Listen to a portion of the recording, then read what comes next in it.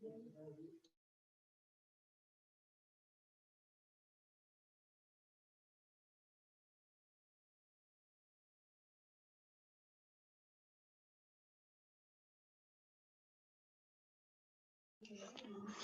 Bismillahirrahmanirrahim.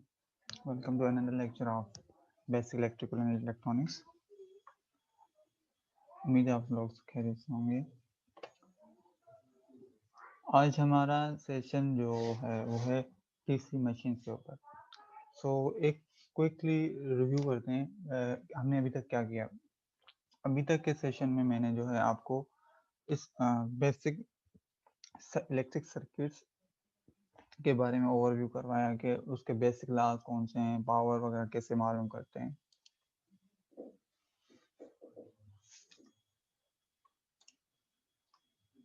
ठीक है, उसमें पावर मालूम करना, बेसिक सर्किट के लॉ जो हैं जिसमें Ohm's law, KVL, KCL, VDR, CDR, और उनके ऊपर हमने प्रॉब्लम्स की इक्विवेलेंट रेजिस्टेंस निकालना और delta to Y to delta के प्रॉब्लम्स हमने मतलब डिस्कस कर चुके हैं। अब वो इलेक्ट्रिकल सेक्शन जो है वो एक वहाँ पे हमने कवर किया। अभी जो नेक्स्ट सेशन है वो है हमारा डीसी मशीन।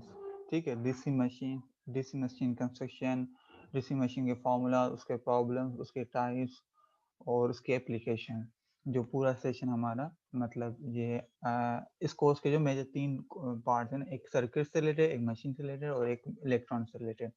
अब ये इंडिविजुअली जो 3 पार्ट्स हैं ये इनके डिटेल कोर्सेज होते हैं। हम इसमें सिर्फ एक जनरल ओवरव्यू ले रहे हैं ताकि इन चीज़ों का आपको आइडिया हो कि ये क्या चीज़ है। आज इसी सिलसिले में लेक्चर स्टार्ट कर रहे हैं, वो है डीसी मशीन। जी वकास, आवाज आ रही है? वकास खान। यस सर, आ रही है। Okay good. अभी तक पिछले लेक्चर सुन लिए आपने, उसमें से कोई क्वेरी?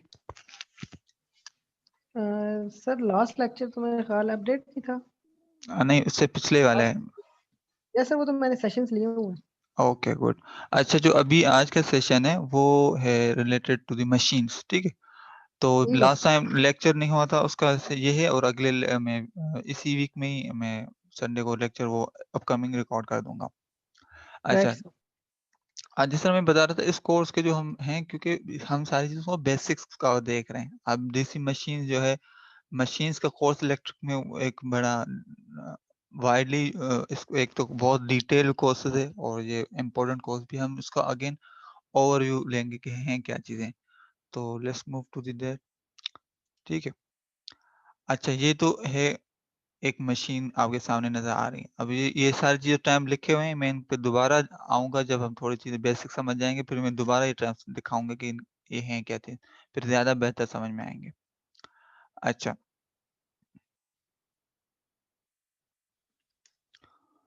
मैं एक आपको चीज़ बताना चाह रहा हूँ, 1 सेकंड।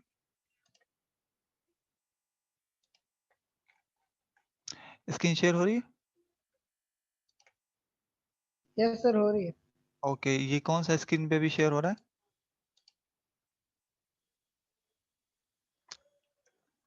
चैप्टर 2 अच्छा, डीसी मशीन्स। ओके, ये सही अभी आ रहा है, ये इंट्रोडक्शन इलेक्ट्रिक मशीन वाला? यस सर, आ रहा है सर। Okay good. अच्छा, तो अभी मैं जो जिक्र कर रहा था, अब इलेक्ट्रिक मशीन्स हैं क्या चीज़ है, इनका काम क्या है? ये एक जो इलेक्ट्रिक सिस्टम और मैकेनिकल के सिस्टम में एक इंटरफेस का काम करता है। मतलब आप इसको अप्लाई करते हैं, अगर ये जनरल हम मशीन्स की बात करें, उसपे इलेक्ट्रिक पावर अप्लाई करते हैं। हमेशा जब इलेक्ट्रिक पावर की बात आती है तो 2 ही टर्म्स होते हैं जिसको हम देखते हैं, एक होता है वोल्टेज और करंट। इट मीन्स अगर हम एक एब्स्ट्रैक्ट वे में देखें तो ये एक ऐसा इंटरफेस है जिसपे आप वोल्टेज और करंट देते हैं। एक मशीन होती है, ठीक है? उस मशीन से आपको आउटपुट 2 चीज़ें मिलती हैं, एक टॉर्क, दूसरा स्पीड। ठीक है? मेरे ख्याल में इन दोनों टर्म से आप फ़ैमिलियराइज़ होंगे कि टॉर्क क्या होता है और स्पीड क्या होती है। एंगुलर स्पीड जो हमारी होती है ओमेगा, जिसको ओमेगा से शो करते हैं। ठीक है? अब ये हो गया एक, इन दोनों जो कहते हैं मैकेनिकल सिस्टम और इलेक्ट्रिक सिस्टम के बीच में एक आपका इंटरफ़ेस कह लें या ट्रांसफ़ॉर्मेशन कह लें, ये आपका एज़ अ रोल प्ले करता है, मशीन का काम ये होता है। अच्छा, अब यहाँ पर इसमें जो मशीन्स होती हैं उसमें टू वे एनर्जी फ्लो होती है। अब एट ए टाइम नहीं, मगर आपका एट ए टाइम में या तो एज़ ए मशीन जो होती है इलेक्ट्रिक मशीन वो एज़ ए रोल प्ले कर रही होती है जनरेटर। मतलब जब आप मैकेनिकल को पावर को इलेक्ट्रिक पावर में कन्वर्ट करते हैं, जिस तरह के हमारे पास जनरेटर्स होते हैं, हाइड्रो इलेक्ट्रिक जनरेटर या कोई भी रोटेटिंग मशीन जो होती है पावर जनरेट हो रहा होता है, तो इस केस में आपका मैकेनिकल पावर कन्वर्ट हो रहा होता है आपके इलेक्ट्रिक पावर में, तो उसको हम कहते हैं जनरेटर। और दूसरा उसका ये होता है कि आप इलेक्ट्रिक पावर देते हैं और उससे फिर आपको मैकेनिकल पावर मिलता है, जिसको उसको उस फॉर्म को हम कहते हैं मोटर। यहाँ तक बात क्लियर है, इसमें कोई कन्फ्यूजन? क्लियर है सर। ओके, ठीक है। ये तो बेसिक एक इंटरफ़ेस बात है। अच्छा, अब मशीन्स की बात करें तो मशीन्स जो इलेक्ट्रिकल मशीन्स हैं ब्रॉडली जो है 2 कैटेगरीज़ में है, ठीक है? बहुत ओवरव्यू एक होते हैं वो मशीन जो कि आपके डीसी मशीन्स कहलाती हैं, मतलब जो कि आपको डीसी पावर पे इलेक्ट्रिक पावर के भी 2 टाइप्स हैं ना, एक है एसी पावर, दूसरा डीसी पावर। एसी जो अल्टरनेटिंग पावर होता है, डीसी डायरेक्ट करंट जिस तरह बैटरी का है, सेल्स का है या इस तरह का, जिसमें कंटीन्यूअस आपका क करंट फ्लो हो रहा होता है, ठीक है? और जो एसी होता है उसमें अल्टरनेटिंग होता है, वेव साइनसॉइडल फॉर्म में होता है, ठीक? तो अब जो मशीन्स डीसी पे ऑपरेट हो रही होती हैं, उनको हम डीसी मशीन्स कहते हैं और दूसरी मशीन जो कि आपके एसी पावर पे ऑपरेट हो रही होती हैं या एसी पावर जनरेट कर रही होती हैं, तो उनको हम कहते हैं एसी मशीन। अच्छा, अब ये दोनों की कंस्ट्रक्शन, दोनों के वर्किंग प्रिंसिपल्स एक-दूसरे से बहुत चेंज है, ठीक है? तो इस वजह से वो जो है ना 2 अलग-अलग कैटेगरीज़ हैं। अच्छा, दोनों की अपनी-अपनी प्रॉपर्टीज़ हैं। एसी मशीन की फिर मज़ीद 2 टाइप्स आती हैं। एक कहलाती है इंडक्शन मशीन, दूसरा सिंक्रोनस मशीन। अब यहाँ पर एक बात ज़हन में रख लें, मशीन मीन्स इसमें हम दोनों टर्म्स इंक्लूड कर रहे हैं, जनरेटर प्लस मोटर। आई बात समझ में? ठीक है? अब डीसी हमारा जो पूरा जो फ़ोकस होगा जहाँ जो हम जिस पे अभी आज या आज से जितने भी आगे लेक्चर लेके चल रहे होंगे, वो सारे डीसी वाले पार्ट पर होंगे। मैं सिर्फ़ ओवरऑल एक पिक्चर दिखा रहा हूँ कि ये आपको आइडिया होना चाहिए। अच्छा ठीक है, machines R AC machine if the electric system is AC, DC machine मतलब जनरेटर्स और Motors if the system is DC. तो मशीन्स ओवरऑल कैटेगराइज़ करते हैं कि ये जनरेटर और मोटर दोनों वर्ड को एक जनरल टर्म है यहाँ पर। अच्छा, ठीक है, जिस तरीके से अब डीसी मशीन्स में आ गए तो डीसी मशीन्स को मज़ीद हमने डिवाइड किसमें किया? डीसी मोटर और डीसी जनरेटर पे, ठीक है? अब हम यहाँ से किसमें पहले वर्किंग प्रिंसिपल पे फ़ोकस करेंगे, अभी डीसी मोटर पे। अब अच्छी बात यहाँ पे ये है कि इन दोनों में जो टर्मिनोलॉजी, जो कंस्ट्रक्शन जो काफ़ी हद तक सिमिलैरिटीज़ हैं और फ़ॉर्मूलाज़ भी कुछ इसमें हमारे सिमिलर ही यूज़ होंगे। तो इसको अगर हमें डीसी मोटर समझ में आ जाता है, तो डीसी जनरेटर को काफ़ी हद तक वैसे ही हमें आइडिया हो जाएगा, सिर्फ़ एक वो क्या कहते हैं कि रिव्यू करना पड़ेगा। तो इस वजह से हम पहले फ़ोकस हमारा डीसी मशीन पे होगा। यहाँ तक बात क्लियर है Waqas? Yes sir. Okay, good. अच्छा, ये एक जनरल ऐसे ही दिखाया हुआ है मशीन की कटा हुआ पीस दिखाया हुआ है। तो उसको अभी ये जो है ठीक है? अब इन टर्म्स पे मैं दोबारा आऊँगा। अच्छा, डीसी मशीन के फंडामेंटल्स में दिखा दें। तो मैं इसमें आपको फंडामेंटल्स पहले थोड़े-से से बेसिक प्रिंसिपल डिस्कस कर लेते हैं, उसके बाद मैं आपको एनिमेशन दिखाऊँगा तो उससे और इंशाल्लाह क्लियर हो जाएगी बात। अच्छा, इसमें 2 पार्ट होते हैं, अगर कभी आपने कभी कोई मोटर तोड़ के देखा है आपने वकास? कभी कोई छोटा नहीं सर, कभी कभी आइडिया नहीं हुआ सर। कभी घर में वो जो नहीं छोटे मोटर होते थे कि कोई यस सर, अंदर जिस कॉपर होती है, जिस तरह अम, अंदर एक उसकी सुई मैग्नेट होती है। निकालते हैं इसमें और उसमें यस एक सर, बिल्कुल। रोटेटिंग चीज़ होती है। अच्छा, यस तो सर। वो जो मैग्नेट होता है, ठीक है? तो मैग्नेट के भी अगेन यहाँ पर बात आ गई तो मैं एक थोड़ा-सा क्विक रिव्यू दे देता हूँ। मैग्नेट भी 2 टाइप्स के होते हैं, बल्कि 3 टाइप्स के होते हैं। एक कहलाते हैं परमानेंट मैग्नेट्स। वो मैग्नेट जो हमारे पास जो मटीरियल्स होते हैं, जिस तरीके से आपने खुद मोटर में छोटे-छोटे जब होते हैं तो आपने खोला होगा, तो उसमें अंदर एक ऐसा मटेरियल उसकी प्रॉपर्टी यही होती है कि उसको कोई भी लोहे की चीज़ करीब करेंगे तो वो अट्रैक्ट करता है। उसको हम परमानेंट मैग्नेट कहते हैं। दूसरे मैग्नेट होते हैं इलेक्ट्रोमैग्नेट। अब इलेक्ट्रोमैग्नेट का मतलब क्या होता है? वो आपको वो प्रिंसिपल एम्पेयर्स लॉ याद है? एम्पेयर्स लॉ कौन सा फिज़ि sir? Ampere's law. Sir 9th 10th FSC में तो नहीं था। हाँ, 9th एफएससी में भी है, बिल्कुल है, सिंटैक्स प्रोग्रामिंग में तो है, मेरे ख्याल में इंटर में है। वैसे भी फिज़िक्स में भी पढ़ा होगा यहाँ पर भी और ये तो उसका जो बेसिक प्रिंसिपल क्या होता है कि आप जब किसी जो वायर करंट कैरिंग वायर के अराउंड एक मैग्नेटिक फील्ड बनती है, ठीक है? तो अगर आप करंट कैरिंग वायर मिसाल लो नंबर ऑफ वायर्स बढ़ा देंगे तो उसके अराउंड एक मैग्नेटिक फील्ड स्ट्रॉन्ग बनेगी। तो इस तरीके से जब हम जो क्या कहते हैं कि एक वाइंडिंग बनाते हैं और उसको सप्लाई देते हैं डीसी डीसी सप्लाई देते हैं, तो वो एक मैग्नेट बन जाता है। तो उसको हम कहते हैं इलेक्ट्रोमैग्नेट क्योंकि वो इलेक्ट्रिक पावर अप्लाई करने के बाद मैग्नेट बना है। अब मिसाल लो जैसे आप सप्लाई बंद कर देंगे, तो वो मैग्नेट खत्म हो जाएगा। नॉर्मली जो मैग्नेट होता है, परमानेंट मैग्नेट होता है, वो ऐसे खत्म नहीं होता। वो तो उसकी प्रॉपर्टी है, इनहेरिटेड प्रॉपर्टी है। वो आप उसको तोड़ दें, जो भी कुछ करें, वो उसकी प्रॉपर्टी वही रहेगी। ठीक है? मगर जो इलेक्ट्रोमैग्नेट होता है, उसको आप जब सप्लाई देंगे, तो वो मैग्नेट जो है, आपका जनरेट होगा और वो मैग्नेट उसमें जो मैग्नेट पावर जो होगा, फ्लक्स जो होगा, वो डिपेंड करता है कि आपने पावर कितना दिया हुआ है और नंबर ऑफ वाइंडिंग्स में टर्न्स कितने हैं। ठीक है? ये उसका प्रिंसिपल है। तो एक तो वो तो इसमें 2 चीज़ें होती हैं मोटर की में एक होता है स्टेटर। स्टेटर कौन-सा पार्ट होता है? वो पार्ट जो जिस तरीके से आपने मोटर में वो क्या कहते हैं कि अ, मैग्नेट देखे हुए होंगे, तो उस मैग्नेट का जो परमानेंट मैग्नेट है, वो हमारा स्टेटर पार्ट है, वो मूविंग पार्ट नहीं है।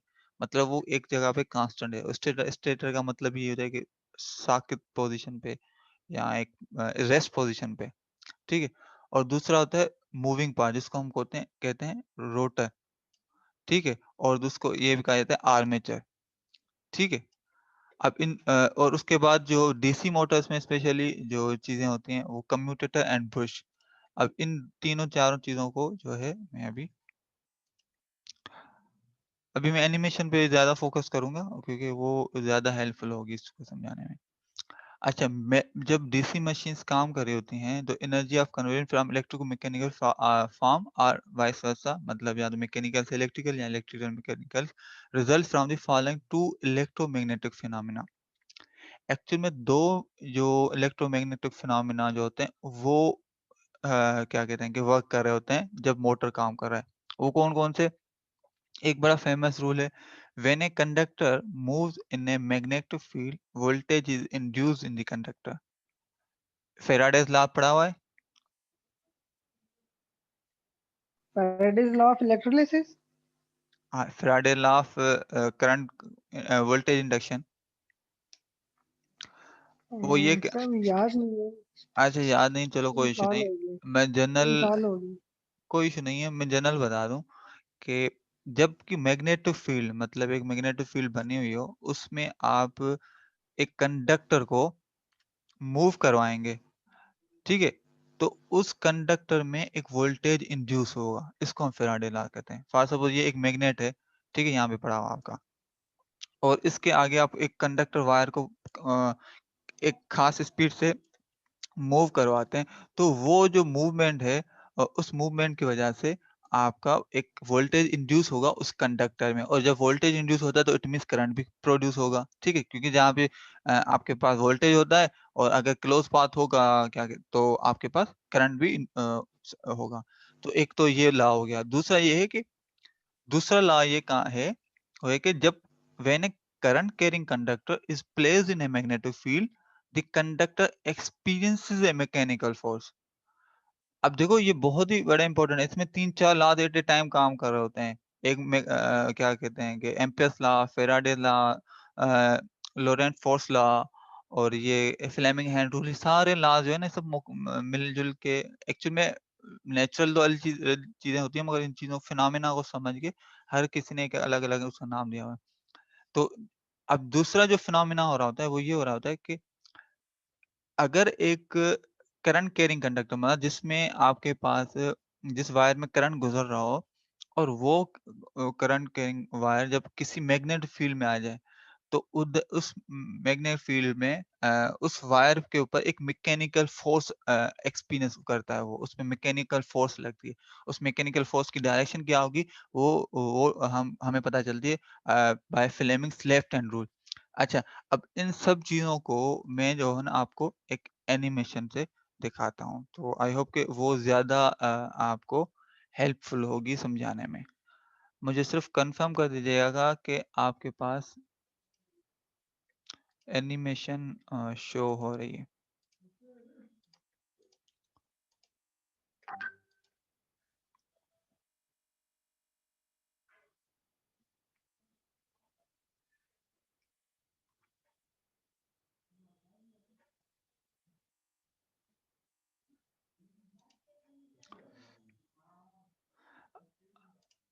अच्छा, ये बताएँ कि आपके पास ये स्क्रीन शेयर हो रही है? सर स्टार्ट यस सर आ गई है सामने इसको। अच्छा, अच्छा। अब इसमें स्क्रीन को इसलिए फ़ोकस कर रहा हूँ क्योंकि ये जो है ना बहुत अच्छी एनिमेशन बनी हुई है, तो इसपे मैं आपको समझाने की कहीं पे भी जो कोई चीज़ समझ में नहीं आ रही तो उसी टाइम बताइएगा, मैं वहीं पे आपको मैं साथ-साथ सही है समझाता सर। जाऊँगा। सबसे पहला फिनोमेना स्टार्टिंग बिल्कुल ज़ीरो से स्टार्ट करते हैं। किसी भी मिसाल लो आप चीज़ में वोल्टेज अप्लाई करते हैं, मिसाल लो बल्ब पे अप्लाई करते हैं, तो वो एक पावर कंज़्यूम करता है, एक एनर्जी जनरेट करता है। तो सबसे पहला फिनोमेना ये हम आ ठीक है? अब इसमें क्या होता है, एक वायर में करंट गुज़र रहा होता है, उसकी कोई ना कोई डायरेक्शन होती है।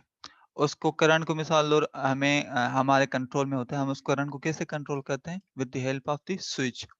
ऐसे ही होता है ना, स्विच को ऑन करते हैं, क्लोज़ पाथ बनता है, जैसे ही स्विच को ऑफ करते हैं, वो क्लोज़ पाथ खत्म हो जाता है, वो करंट फ्लो होना बंद हो जाता है, तो वो हमारा उसमें करंट फ्लो नहीं होता, ठीक है? अब उस करंट की डायरेक्शन हम कैसे चेंज कर सकते हैं?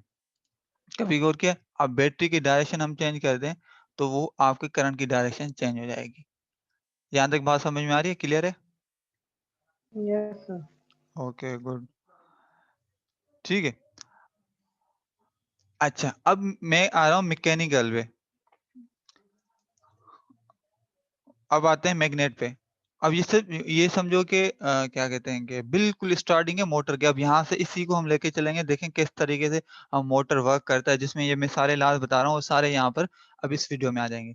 अच्छा, मैग्नेट के कितने पोल्स होते हैं, उसको नाम क्या-क्या देते हैं? नॉर्थ और साउथ। और अपोज़िट पोल्स क्या करते हैं आपस को? अट्रैक्ट। और सेम पोल्स वो डिस्पर्स हो जाते हैं एक दूसरे से दूर भागते हैं। एक-दूसरे से दूर भागते हैं। तो इट मीन्स ये जो है आपके सामने ये बात समझ में आ रही है? और जो अपोज़िट हैं वो एक-दूसरे से जिस तरह आपने बताया कि वो एक-दूसरे को रिपेल करते हैं, एक-दूसरे से दूर भागते हैं, ठीक है? अब हम क्या करते हैं, अब अपोज़िट जो है वो क्या करते हैं आपको अट्रैक्ट करते हैं और सेम पोल जो है वो एक-दूसरे को अगर हम साहब मैं क्या करूँ कि मैं एक इसको जो है ना ये मैग्नेट है, इसको मैंने क्या किया है, इसको एक रोटेटिंग पार्ट पे लगा दिया है। ठीक है? एक इस तरह क्या कहते हैं कोई कोई भी लकड़ी टाइप या कोई ऐसी चीज़ थी जिसमें मैंने इसको लगा दिया। अब क्या कर रहे हैं, इधर मैंने रखा, अट्रैक्ट करते हैं एक-दूसरे को अपोज़िट पोल तो ये बिल्कुल स्ट्रेट एक किस्म का लॉक हो जाएगा। अगर इसको आप यहाँ पे क्या करें, ये साइड जो है इसको चेंज करें। अब यहाँ पे जो पोलैरिटी चेंज कर दें, तो क्या होगा? इस केस में क्या होगा, आपके पास ये जो नॉर्थ पोल है ये नीचे मूव होना शुरू हो जाएगा और साउथ पोल इस तरफ आना शुरू हो जाएगा। ये मैकेनिकल फोर्स यहाँ पे ये एक्सपीरियंस करेगा। ठीक है? ये एक्चुअल मतलब फिज़िक्स का फिनोमेना हो रहा है यहाँ पर। यहाँ तक बात समझ में आ रही है? कि हम पोल्स यहाँ पे चेंज करते जाएँ तो आपके पास एक ये आस्ता-आस्ता रोटेट करना शुरू हो जाएगा। अब क्या करते हैं, ये जो एक वायर है, किसी भी वायर को आप जो है क्या कहते हैं रोटेट करके उसपे एक करंट अप्लाई करेंगे तो उसपे एक मैग्नेट बन जाएगा जिसको हम नाम दिया क्या अभी मैंने कौन-सा नाम दिया था? इलेक्ट्रोमैग्नेट। इलेक्ट्रोमैग्नेट। इलेक्ट्रोमैग्नेट क्योंकि वो हमने इलेक्ट्रिसिटी अप्लाई करके उससे मैग्नेट जनरेट किया है, वो ऑलरेडी पहले मैग्नेट नहीं था। करंट की वजह से मिल रहा है। ठीक है, तो ये इलेक्ट्रोमैग्नेट हमारा जनरेट हो गया। तो इसमें भी यही हो रहा होगा, आपके क्या हो रहा है, अट्रैक्ट सेम पोल रिपेल करेंगे और अपोजिट पोल अट्रैक्ट करेंगे। तो हमने ये फिनोमेना बना दिया।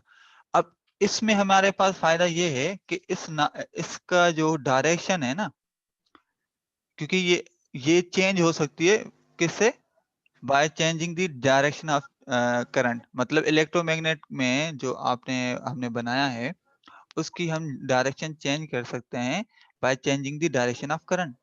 मतलब इसका नॉर्थ और साउथ जो है हम अपने हिसाब से इसको शिफ्ट कर सकते हैं। ठीक है, ये बात समझ में आ गई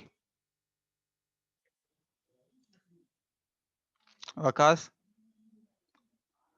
तो हमने क्या किया, परमानेंट मैग्नेट को यहाँ पे हटा के एक इलेक्ट्रोमैग्नेट रख दिया, और वो उसका हम डायरेक्शन चेंज करते जा रहे हैं, बजाय इस पार्ट को चेंज करने के हम उसको चेंज करते जा रहे हैं। मतलब डायरेक्शन चेंज हुई, एक फोर्स उसने एक्सपीरियंस किया और ये अट्रैक्ट किया। दोबारा इसकी डायरेक्शन चेंज की, एक नॉर्थ से साउथ हो गया, फिर दोबारा इस तरीके से एक कंटिन्यूअसली आपके पास आप डायरेक्शन चेंज करते जाएं करंट की, और आपके पास ये एक्सपीरियंस होता जाएगा। अब ज्यादा मैक्सिमम एक्सपीरियंस करने के लिए हमने क्या किया, इसको दोनों तरफ जो है वो लगा दिया और डायरेक्शन चेंज करते जा रहे हैं। यहां तक बात क्लियर हो गई?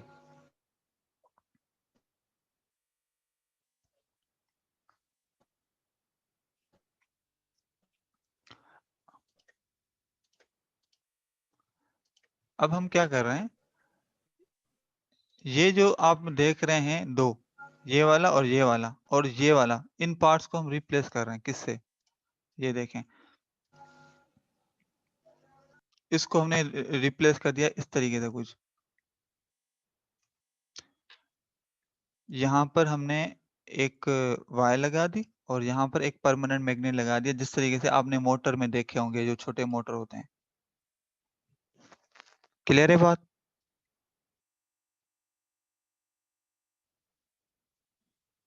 यस ओके, आपकी आवाज नहीं आ रही।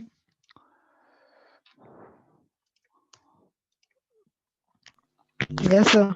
ओके, अब क्या हुआ, इसमें जब करंट गुजरेगा तो ये क्या होगा, इसमें एक मैग्नेट जनरेट होगा। मेन चीज जो है ना, अब इससे एक करंट गुजरेगा तो क्या होगा, एक मैग्नेट जनरेट होगा, और वो कुछ इस तरीके का होगा। मिसाल लो, इसकी जो नॉर्थ आपका अब डाउन साइड पे और साउथ पोल जो है अपर साइड पे।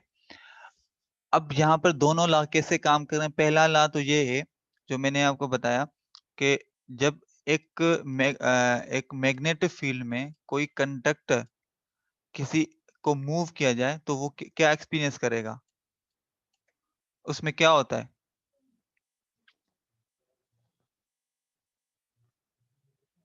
वकास, मैंने एक बताया ना कि जब आपके एक, यस सर, मूव करेगा।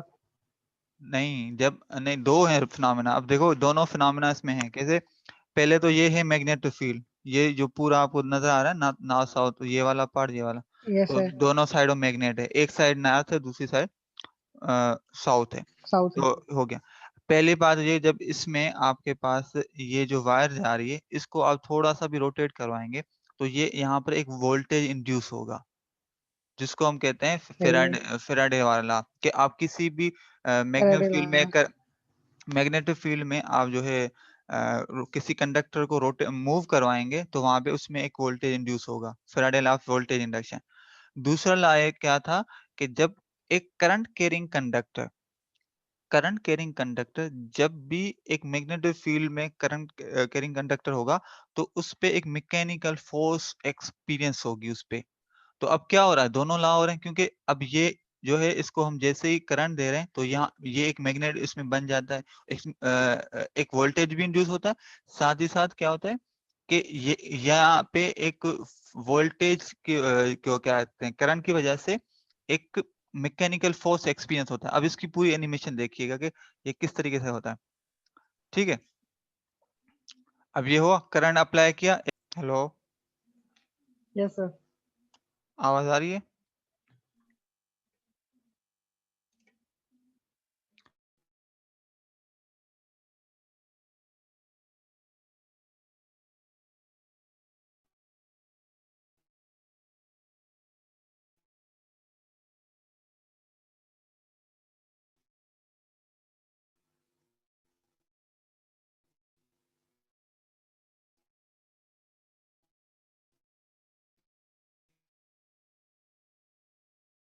हेलो,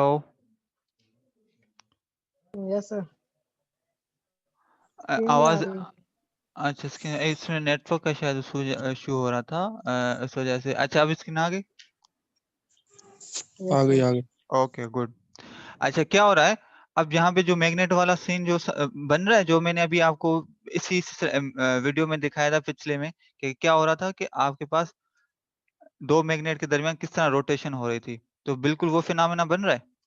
यहाँ पे अपोजिट पोल्स एक दूसरे को अट्रैक्ट कर रहे हैं और जो सिमिलर पोल्स हैं वो रिपेल कर रहे हैं। अब यहाँ पे अट्रैक्टिव पोल जब करते हैं, यहाँ इस पोजीशन पे आते हैं तो ये लॉक हो जाता है। मतलब ये एक इसको अट्रैक्ट कर रहा है एक दूसरे को, वो साइड उस दूसरे को कर रहा है, ये मूव ही नहीं होगी। तो इसके लिए फिर क्या किया जाता है, इन दोनों को हम जो है ना करंट की डायरेक्शन चेंज कर देते हैं। तो क्या होता है, मैग्नेट्स के जो ना पोल्स चेंज हो जाते हैं।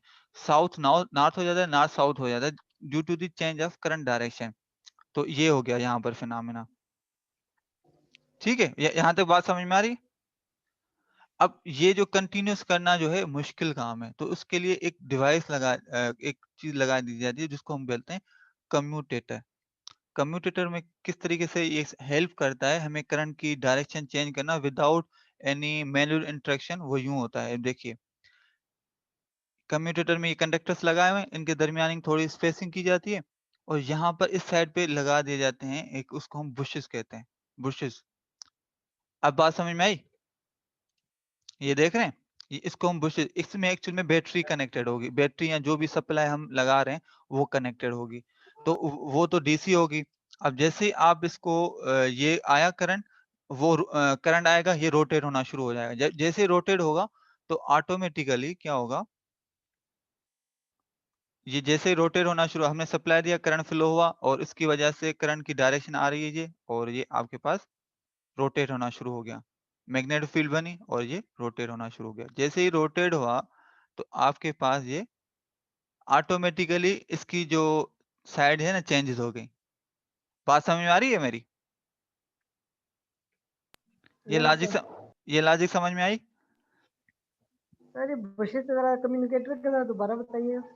हाँ, इसको ये थोड़ा-सा मतलब गौर करें। मैं इसको इसलिए यहाँ पे से लेके चल रहा हूँ। ये बेसिक अगर समझ में आ गया ना तो मोटर फिर देखते ही आपको आइडिया हो जाएगा।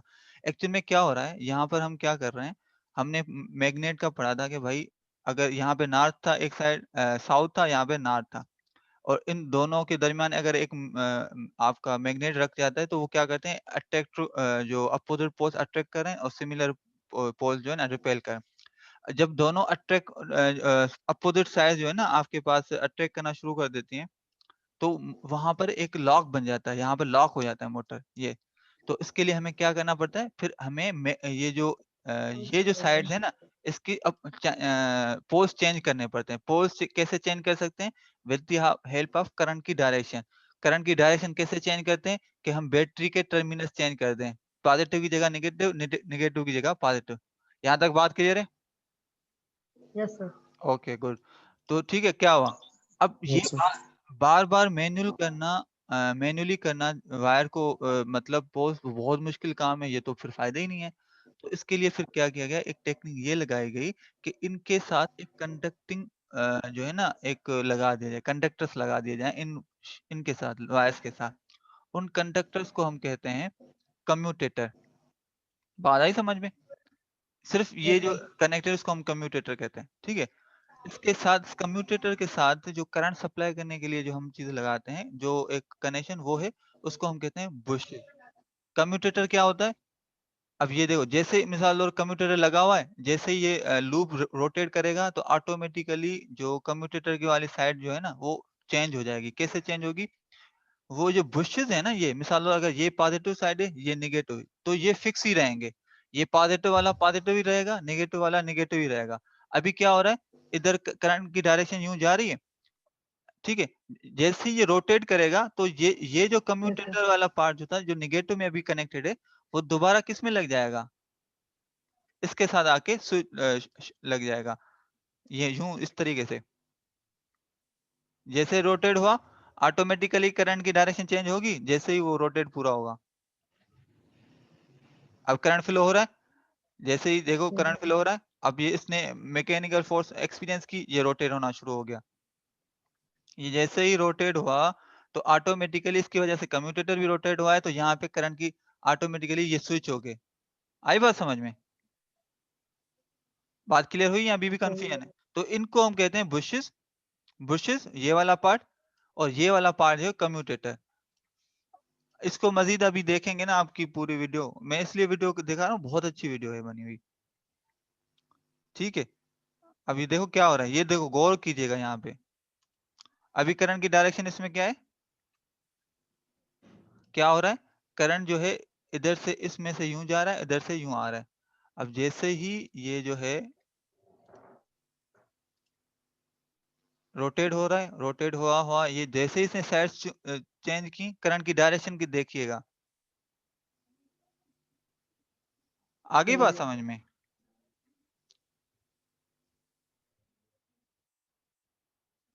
और जी सर, ये देखो मैग्नेट भी ऑटोमेटिकली वहाँ पे शो करवा रहा है, स्विच हो रहा है। अब यहाँ पहुँचे, यहाँ पे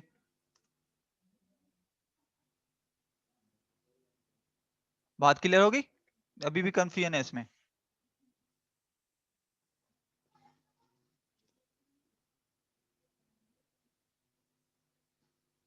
बात क्लियर हो गई? Yes sir. अच्छा, अब यहाँ पे हमने तो सिर्फ एक लूप देखा है ना वायर का लगाया हुआ। तो अब इसमें हमारे पास मैकेनिकल फोर्स भी इतना एक्सपीरियंस नहीं होगा, और हमारे पास जो है ना रोटेशन की स्पीड भी उतनी नहीं होगी। फिर क्या किया गया कि इस तरह के लूप्स जो है ना बहुत सारे लगाए गए। अब देखो आपके सामने एक लूप जो है ना बढ़ा दिया गया है। इसमें से करंट गुजर रहा है। अच्छा, गोइंग, ओके ठीक है।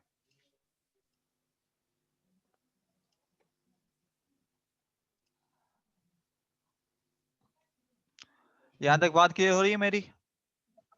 Yes sir. अब इस तरीके से बहुत सारे लूप्स लगा दिए गए। अब ये देखें, हर लूप एग्जैक्ट सेम वे में काम कर रहा होगा।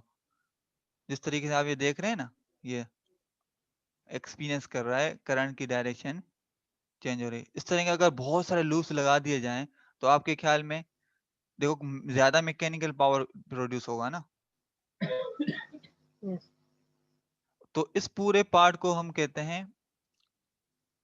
ये जो आपको नजर आ रहा है, ये पूरा कम्यूटेटर, ये बुशेस, सही है। ये हमारा जो यहाँ पर हमारा मैग्नेट बना हुआ है ना, इसको अगर इलेक्ट्रोमैग्नेट से कहते हैं, तो ये हमारा स्टेटर, और ये हमारा रोटर बन गया पूरा, मतलब जो रोटेटिंग पार्ट है। और इससे हमें आउटपुट क्या यस सर। मिलेगा? एक स्पीड, दूसरा टार्क।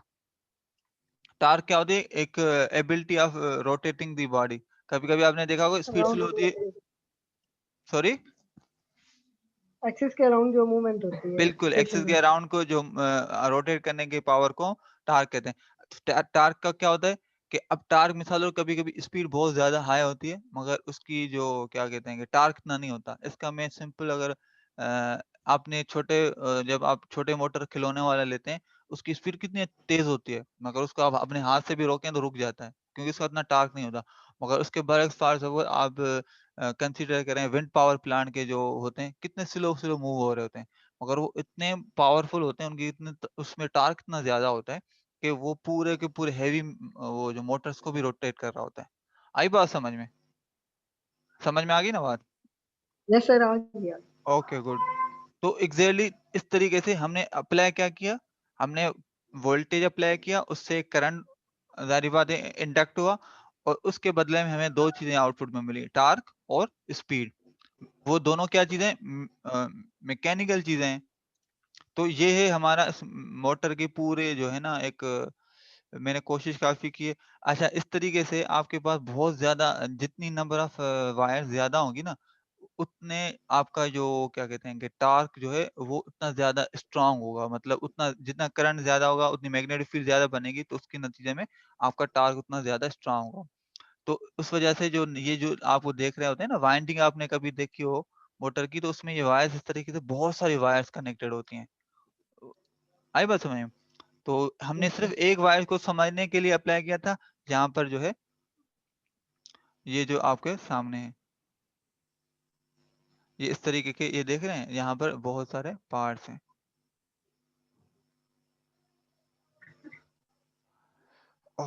ठीक है, और ये मोटर इस तरीके से बंद हुआ है और ये आपका काम कर रहा है। इसमें अभी तक कोई कन्फ्यूजन, कोई चीज़ समझ में नहीं आई हो, या नहीं सर। मुझसे पूछ सकते हैं आप बेशक, ठीक है। ठीक है?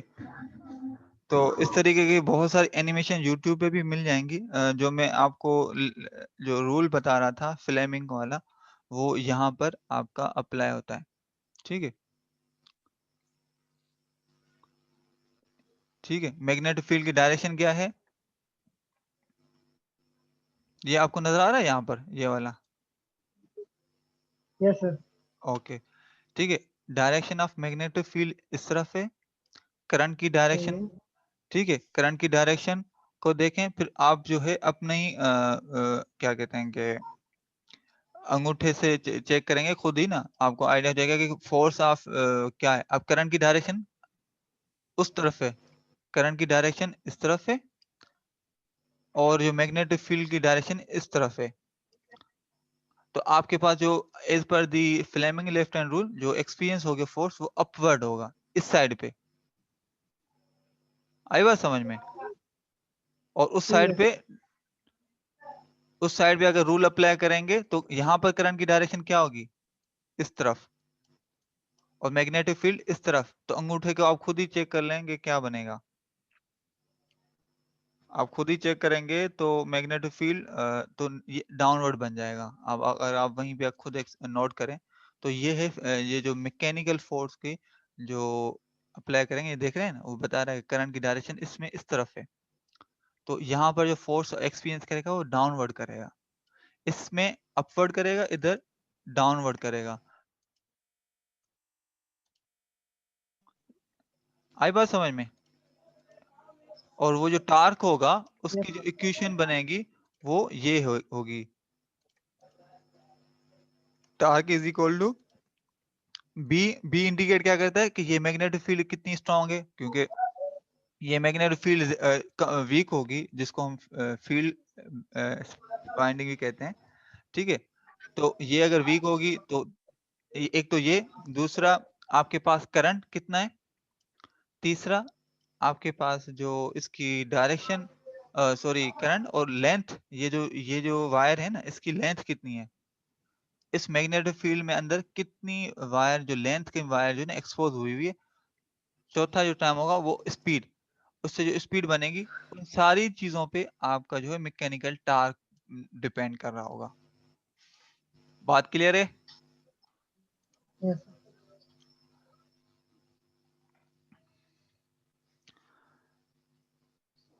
तो मेरे ख्याल में ये जो है काफी हद तक आप लोगों को आइडिया हो गया होगा। अभी भी कोई कंफ्यूजन हो इस हवाले से तो बेशक पूछ लें, नहीं तो फिर हम आगे बढ़ें। ठीक है सर। Okay, good. तो अभी हम आते हैं स्लाइड की तरफ। अब फिनोमेना समझ में आ गया तो फिर स्लाइड मेरे ख्याल में अब चीज़ों को आप इजीली एक्सपीरियंस समझ सकते हैं।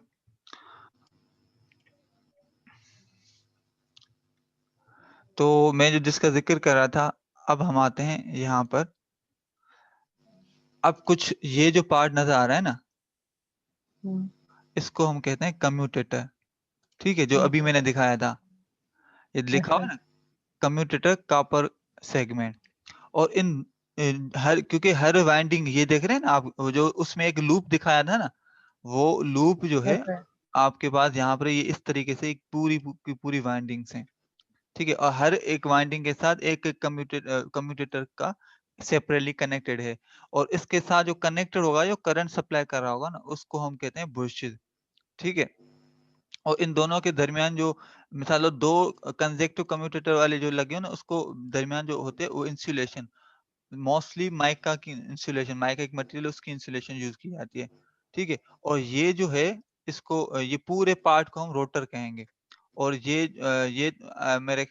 जो है आपका पार्ट बीच में जिसमें आपका पूरा ये माउंट हुआ है रोटर, इसको हम शाफ्ट कहते हैं और ये बेरिंग्स होते हैं। ठीक है। ठीक है। और ये कॉइल्स होती हैं और ये कॉइल्स, ये आयरन कोर जिसपे वो आपकी कॉइल्स जो माउंट की जाती हैं, ये सारे पार्ट जो है। अब मेरे ख्याल में थोड़ा सा ज्यादा अंडरस्टैंडेबल होगा, आपको आइडिया हो रहा होगा कि ये है क्या चीजें। ये रोटर है ऑफ डीसी मशीन। इसमें अभी कोई कंफ्यूजन? नहीं सर, right. डीसी मशीन कहते हैं कि बहुत अच्छी मतलब इसमें इजीली कंट्रोल है, आपकी स्पीड कंट्रोलिंग इजी है, उसमें आपके पास कंट्रोल ज्यादा है। मगर सबसे बड़ा इशू उनका यही होता है, ये वाला। यहाँ पर जो है ना कम्यूटेटर वाले पार्ट पे जो है ना, यहाँ पर ज्यादा चांस होते हैं स्पार्किंग के, और यहाँ पर यही मसले बहुत ज्यादा करता है जो प्रैक्टिकली, या ये वाला पार्ट। बात क्लियर होगी? ये बहुत ज्यादा इशू करता है। और इस ये इतना ज्यादा प्रॉब्लम होता है कि इस वजह से ना जो आजकल ऐसी मशीन जो इंडक्शन मोटर्स वगैरह, उनका क्योंकि कंट्रोल थोड़ा सा टफ है, उसमें एसी है और फेजेस का मसले हैं, काफी इश्यूज हैं, तो उसका स्पीड कंट्रोल या टार्क कंट्रोल ना रिलेटिवली पहले से अभी काफी हद तक नई नई टेक्निक्स डेवलप हो चुकी हैं रिसर्च करके। तो कुछ चीजें एक से कंट्रोल आ गए जिससे फिर भी कंट्रोलेबल है, मगर अदरवाइज वो नॉर्मली डीसी पहले था वो इजीली कंट्रोलेबल था। और ये जो आपके सामने है, ये जिसको हम फील्ड कहते हैं, ये वो हैं जिसमें हम अगर करंट डीसी सप्लाई देंगे तो ये मैग्नेट्स बन जाएंगे, नॉर्थ साउथ वाले पोल्स। बात समझ में आ गई? सही है। जिस तरह से हमारे जो छोटे मोटर्स में ना यहाँ पे मैग्नेट लगे होते हैं, यहाँ पर जो प्रैक्टिकल जो बहुत बड़ी बड़ी मशीन होती है ना, उनमें मैग्नेट नहीं लगाए जाते हैं, उनमें इस तरह के वाइंडिंग्स लगाई दी जाती हैं, उसको फिर डीसी सप्लाई दी जाती है। तो इसको हम कहते हैं फील्ड वाइंडिंग। और फील्ड वाइंडिंग को मैग्नेट बनाने के लिए भी आपको डीसी सप्लाई चाहिए, और रोटर को चलाने के लिए भी आपको डीसी सप्लाई चाहिए। तो इट मीन्स आपके पास दो पार्ट हो गए, एक फील्ड का पार्ट हो गया और दूसरा जो आपके पास रोटर का वाइंडिंग हो जिसको आर्मेचर कहते हैं। ठीक है। Armature winding. अब दो वाइंडिंग हो गई, एक फील्ड वाइंडिंग, दूसरी आर्मेचर वाइंडिंग, और दोनों को सप्लाई चाहिए। अगर आपको याद हो तो इन दोनों को हम मिसाल लो दो आपके पास रेजिस्टर्स हो, तो इनके पास कौन कौन से कॉम्बिनेशन हो सकते हैं? दो को किस तरीके से हम कनेक्ट कर सकते हैं उनको? सर जब इनको सब वोल्टेज पैरेलल और सेम सीरीज मिलेगा। में। एग्जैक्टली, पैरेलल और सीरीज में। और उसके अलावा जो अगर तीन चीजें हो तो उसको हाइब्रिड में भी कर सकते हैं, मतलब दो पैरेलल में हो एक सीरीज में हो, या दो सीरीज में एक पैरेलल में हो। एग्जैक्टली। तो इस तरीके से जो क्लासिफिकेशन ऑफ डीसी मोटर्स है ना, वो इस बेस पे हम करेंगे। अभी क्लासिफिकेशन में आगे पढ़ाऊंगा, मगर क्योंकि ये कंटिन्यूटी में चीजें तो आइडिया होना चाहिए। जब हम फील्ड वाइंडिंग को और आर्मेचर वाइंडिंग को क्या कहते हैं कि दोनों को सीरीज में कनेक्ट करके सप्लाई लगाएंगे, तो उस पे टार्क और स्पीड पे क्या इम्पैक्ट पड़ेगा वो भी हम उसका इक्वेशंस हैं। ठीक है। डेरिवेशन करके फिर ग्राफ आता है। और इसके अलावा जब आपके पास दोनों को पैरेलल में कनेक्ट करके फिर हम मतलब फील्ड वाइंडिंग और आर्मेचर वाइंडिंग दोनों को पैरेलल में कनेक्ट करें और फिर सप्लाई दें, और उसको फिर चेक करना होता है कि उस पे आपके पास टार्क और स्पीड पे क्या इम्पैक्ट पड़ता है। बात क्लियर हो गई? मेरी बात समझ रहे हैं? मैं इसलिए कंटिन्यूटी देखें ना किस तरीके से चीजें डेवलप हो रही हैं एक दूसरे से। अच्छा, तो जो मैं बात की है, जो अभी तक पूरा मैं समझा कर आया हूँ, सो आई होप कि क्लियर हो गया होगा। अगर किसी को फिर भी कंफ्यूजन है तो आप मुझसे पूछ सकते हैं दोबारा भी। मगर ये जो कहानी यहाँ पे लिखी है ना, वो ही है। मैं एक दफा आप लोगों के लिए उसको रीड कर देता हूँ। स्टेटर क्या है? Stator is the stator stationary part of the machine. कौन सा पार्ट होगा? स्टेटर कौन सा पार्ट होगा, बताएं। आप बताएं। जो रुका हुआ होगा जो स्टडी होगा। स्टडी जो और वो जहाँ पे जो मैग्नेट्स होंगे जो कर्व होगा। ठीक है। हाँ, ये अब मैं अगर मैं पूछूं आप लोगों से, ये पार्ट कौन सा है, स्टेटर है या वो है? कौन अ, सा वाला सर?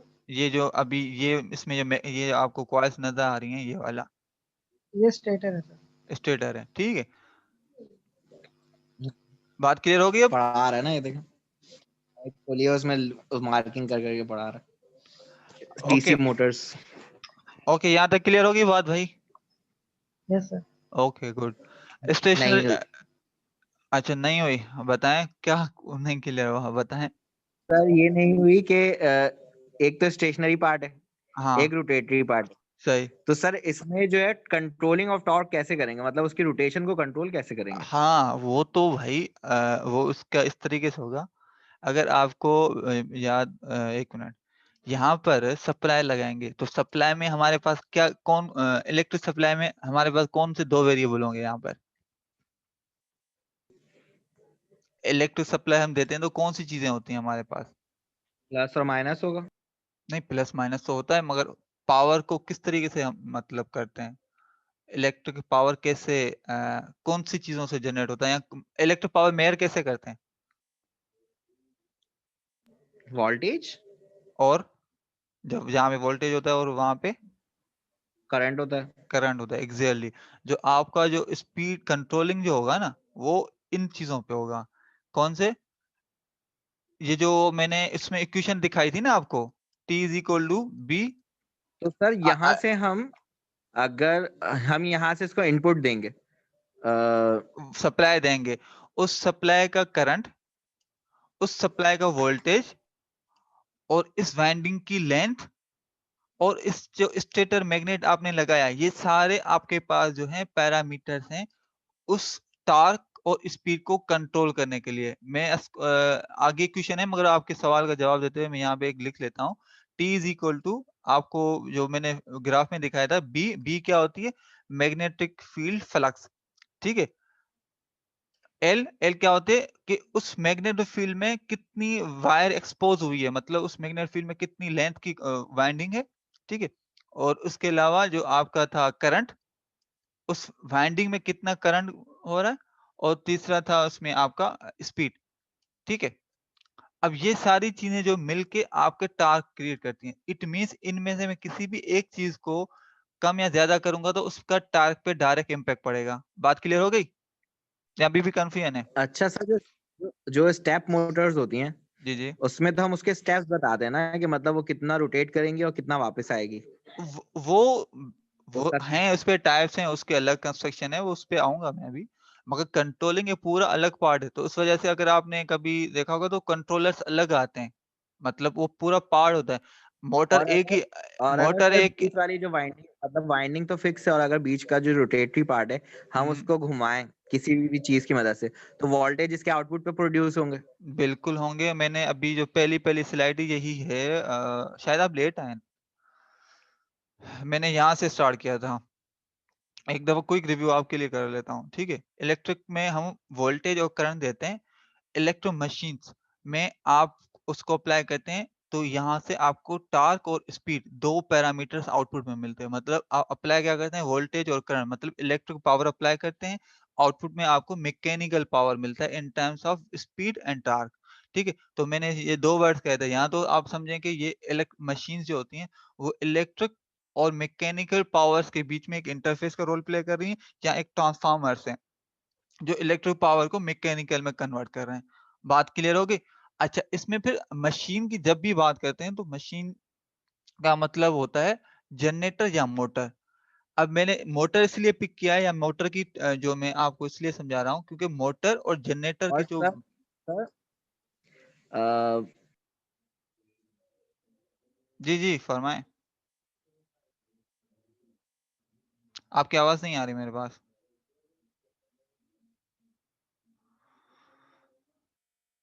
सर जो इंजन होता है, तो हम्म, इंजन जो जनरेट करता है, वो मैकेनिकल को इलेक्ट्रिकल में कन्वर्ट करता है।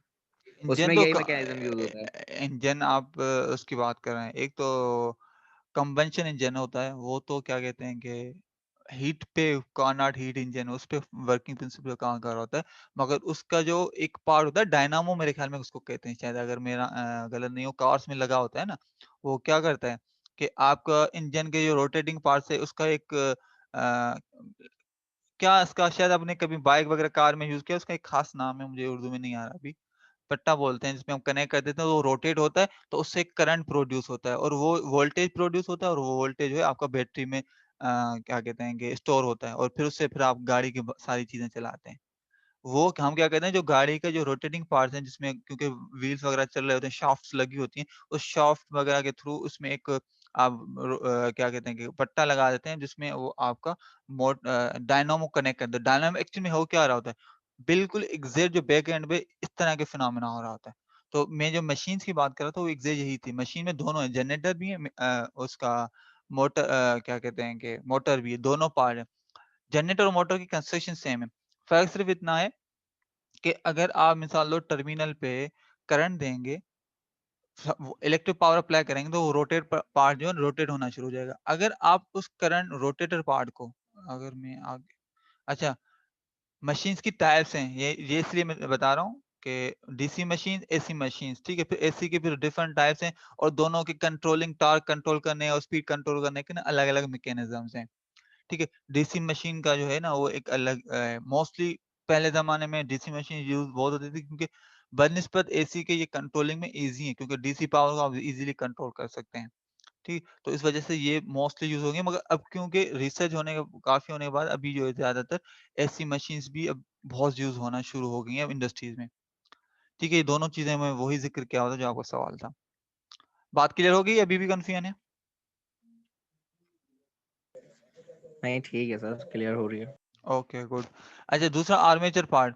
दूसरा ये होता है ना, अब रोटेटर पार्ट जो लगा हुआ है, जिसको हम आर्मेचर पार्ट कह रहे हैं, इसकी शाफ्ट को अगर आप किसी तरीके से एक्सटर्नली मैकेनिकल वो रोटेट करवा दें, तो फिर ऑटोमेटिकली आपका वोल्टेज इंड्यूस हो जाता है, जो कि आपको उस करंट को सेव करवा सकते हैं। मतलब वो जनरेटर का प्रिंसिपल आ जाता है। अदरवाइज़ जो मैकेनिकल क्या कहते हैं कि कंस्ट्रक्शन है इसकी, वो एग्ज़ैक्ट सेम ही है।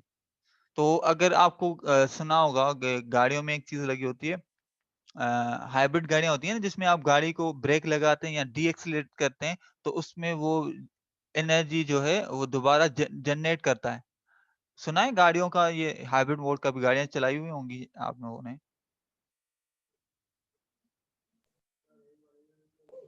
सर हाइब्रिड का तो ये मसला है ना कि 60 टू 40 मतलब 60 से 40 से अबव जाते हैं तो वो बैटरी पे कन्वर्ट हो जाती है।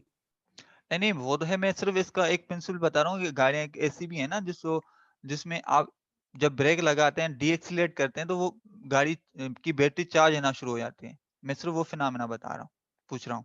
ये आइडिया है इसका? नहीं सर, इसका तो उसका नहीं नहीं, आइडिया। उसको रीजेनरेटिव ब्रेकिंग कहते हैं। उसमें ये होता है कि आप जब गाड़ी को, मतलब वैसे तो मोटर चल रहा है, मगर जब आप गाड़ी को डीएक्सेलरेट करते हैं, तो वो ही मोटर एज़ अ जनरेटर के तौर पे काम करना शुरू कर देता है। उसको रीजेनरेटिव ब्रेकिंग है, जिसमें आपका मोटर मतलब क्या कहते हैं कि एज़ अ जनरेटर भी काम कर रहा है, एज़ अ मोटर भी काम कर रहा है। ठीक है, तो वो इंशाल्लाह जैसे-जैसे आगे, असल में ये सब्जेक्ट बहुत बड़ा है, इसमें मशीन्स का ना, मैं सिर्फ़ आप लोगों को एक ओवरव्यू बता रहा हूँ कि कैसे-कैसे, क्या-क्या चीज़ें होती हैं। वो भी सिर्फ़ डीसी मशीन का, एसी मशीन वगैरह जो है ना, वो तो और भी मतलब और देखता हूँ, अगर टाइम होगा तो मैं उसको भी थोड़ा-सा कवर करवाऊँगा, ताकि आइडिया हो जाए आप सर लोगों को। आपको आइडिया है हमारे मिड टर्म्स कब तक होंगे? मोस्ट प्रोबेबली अभी एग्ज़ैक्ट डेट नहीं आई है, मगर मे बी 1-2 वीक में हो जाए। जैसे आएगा मैं ग्रुप में अनाउंस कर दूँगा। मतलब नेक्स्ट नेक्स्ट 1-2 वीक में जो है हो जाएंगे हमारे मिड टर्म इतनी जल्दी? इतनी जल्दी कहाँ, अभी तो मेरे ख़्याल में 7-8 वीक तो हो गए हमारे। अभी तो सर कितने, उसमें स्टडी भी तो कंप्लीट करनी है, फिर इसका मतलब टीचर्स तो फिर आप जल्दी-जल्दी पढ़ाना शुरू कर देंगे क्योंकि बहुत सारे टीचर्स का कोर्स कंप्लीट नहीं हुआ है। कोर्स तो कंप्लीट है, मेरा तो रेगुलर चल रहा है, बाकी कोर्स टीचर्स भी रिकॉर्डिंग कर रहे हैं। अब काफ़ी स्टूडेंट्स ना वो आ नहीं रहे खुद ही, मगर उसकी रिकॉर्डिंग तो अपलोडेड हो रही है, एलएमएस पे अवेलेबल है सबकी। अगर किसी की नहीं है तो आप टीचर को भी इन्फॉर्म करें, हमें भी बता दें, ताकि उसको करें कि थोड़ा-सा कर लें। असाइनमेंट दे दी है आपने? आपने इस कोर्स की असाइनमेंट दे दी थी?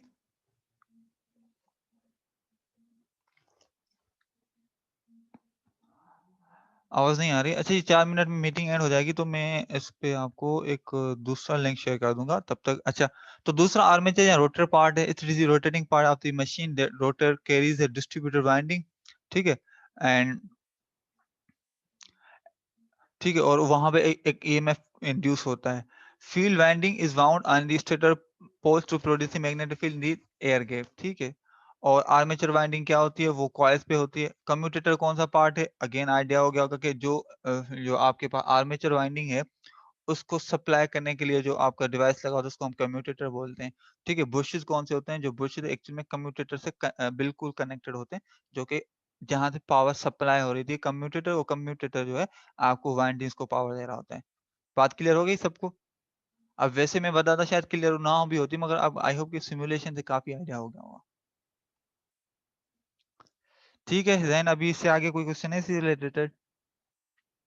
नहीं सर, क्लियर है यहाँ तक तो। Okay good.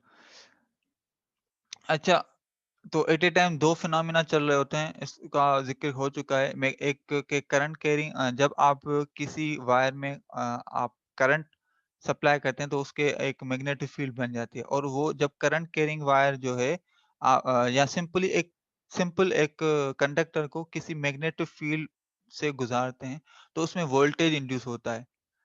फैराडे लॉ पढ़ा होगा, और इस फैराडे लॉ के मुताबिक कि जब किसी भी एक मैग्नेटिक फील्ड है ना, मैग्नेटिक मिसाल लो, मैग्नेटिक फील्ड ये मैग्नेटिक फील्ड बनी हुई है, उसमें यूं करंट जा रहे हैं, फ्लक्स जा रहे हैं।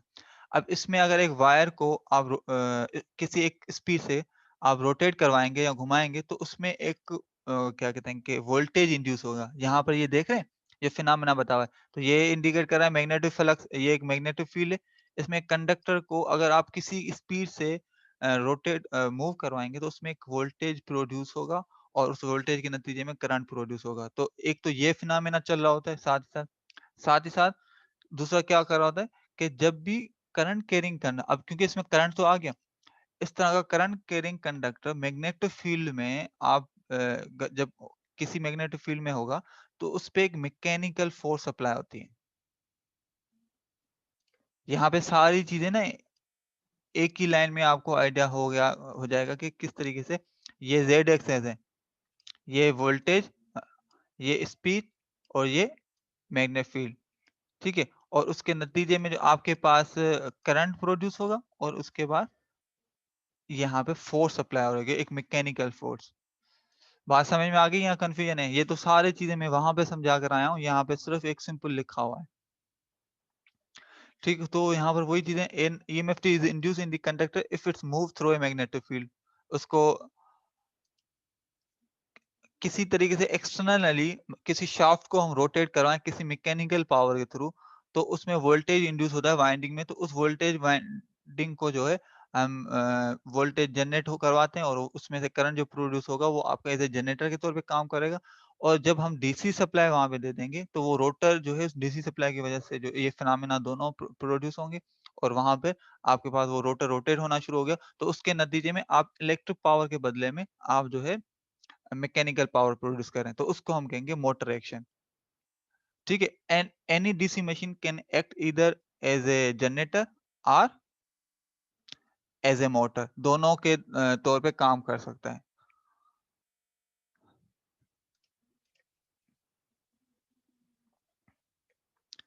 अच्छा, the equivalent circuit of DC machine has two components. अब ये जो हमने जितनी भी बात की ना, मैकेनिकल, ये करंट, ये वो, तो जब आप एनालिसिस करते हैं तो एनालिसिस का रूल ये होता है कि आप हमेशा हर चीज का एक इक्विवेलेंट मॉडल निकालते हैं। अगर आप लोगों को अ, हम जिस तरह रेजिस्टर का रेजिस्टिंग निकालते हैं, या मोटर, इस तरीके से मोटर का भी एक इक्विवेलेंट सर्किट डायग्राम बनता है, इक्विवेलेंट सर्किट उसको बोलते हैं, उससे हम एनालिसिस करते हैं। तो इस तरीके से जो